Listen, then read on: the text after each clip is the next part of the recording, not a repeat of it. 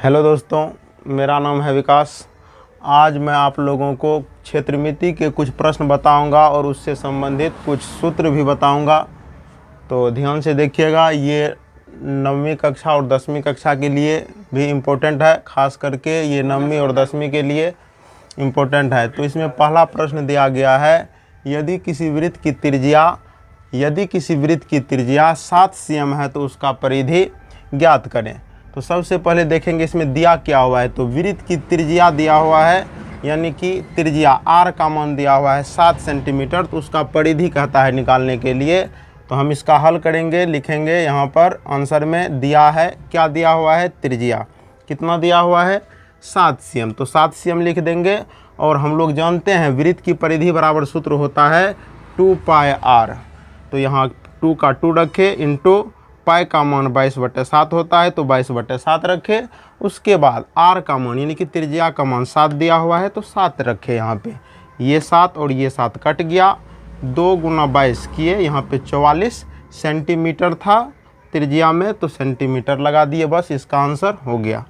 अब देखिए दूसरा प्रश्न दिया गया है, यदि किसी वृत्त की त्रिज्या 7 सेंटीमीटर है तो उस वृत्त का क्षेत्रफल ज्ञात करने के लिए, यानी कि एरिया कहता है निकालने के लिए।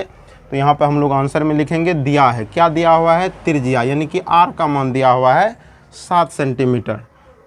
कहता है क्या निकालने के लिए, वृत्त का क्षेत्रफल। तो लिख लेंगे वृत्त का क्षेत्रफल बराबर फार्मूला πr²। पाई का मान होता है 22/7, तो 22/7 रखे यहाँ पर।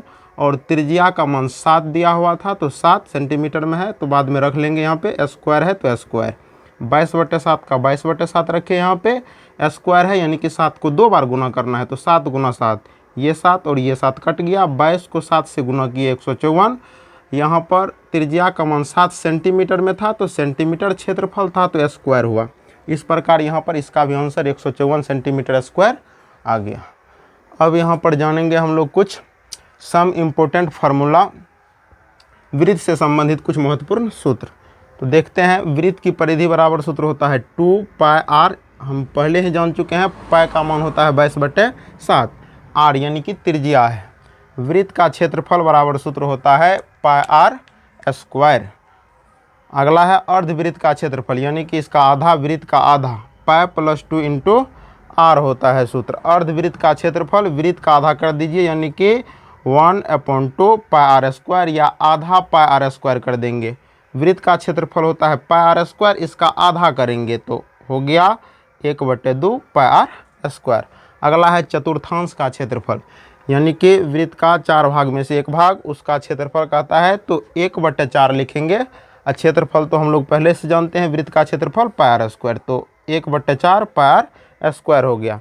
वलय का क्षेत्रफल होता है पाई × r² - r², बड़ी r का स्क्वायर माइनस छोटी r का स्क्वायर। यहाँ पर टोटल हो गया आपका 6 फार्मूला। और भी इसमें कुछ फार्मूला है, जैसे त्रिज्यीय खंड का क्षेत्रफल, चाप का सूत्र भी होता है, लघु वृत्तीय खंड का क्षेत्रफल। तो आगे की क्लास में हम लोग वो सब जानेंगे। यहाँ पर एक कोटेशन दिया गया है, तो सुनिएगा यहाँ पर आप लोग ध्यान से।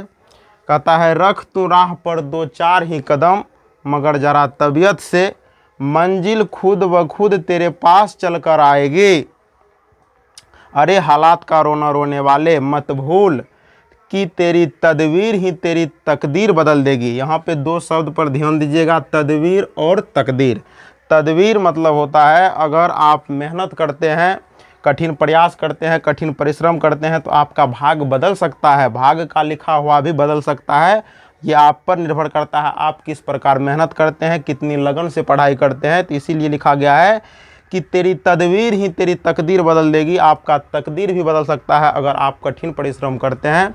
तो इस कोटेशन के साथ हम लोग आज का क्लास यहीं तक रखेंगे। मिलेंगे अगले क्लास में। धन्यवाद।